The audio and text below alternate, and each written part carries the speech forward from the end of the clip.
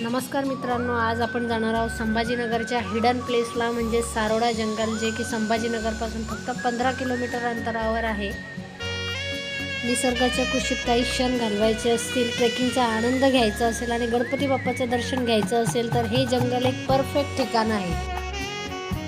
सारोडा forest येथे झाडांची दाटी, शांतता, पक्ष्यांचे आवाज, ताजी हवा व आपल्या लहान मुलांसाठी खेळण्याची जागा, झुला, स्लायडिंग, मोकळी जागा भरपूर इथं काही अवेलेबल आहे. बरंच काही इथं एन्जॉय करण्यासारखं आहे. येथील ट्रेकिंग फार अवघड नाही, त्यामुळे नवशिक्यांनाही सहज व आपले कुटुंब व मुलांसोबतही सहज आपण या ठिकाणी ट्रेकिंग करू शकतो.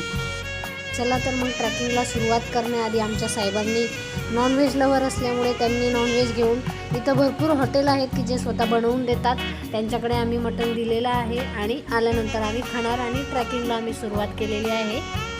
ट्रेकिंग करताना साहेबांचा मूड रोमॅन्टिक झाला आणि साहेबांनी मला दिलं हे रान झेंडूचं फूल, जे घेऊन की आम्ही ट्रेकिंगला सरळ निघालो.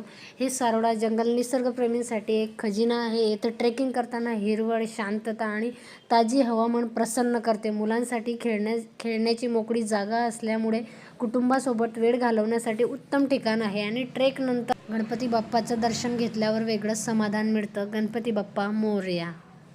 चला तर मग भेटूया पुढच्या ट्रेकला. जर तुम्ही कधीच फॉरेस्ट ट्रेकिंग केलेलं नसेल तर एकदा नक्की भेट द्या.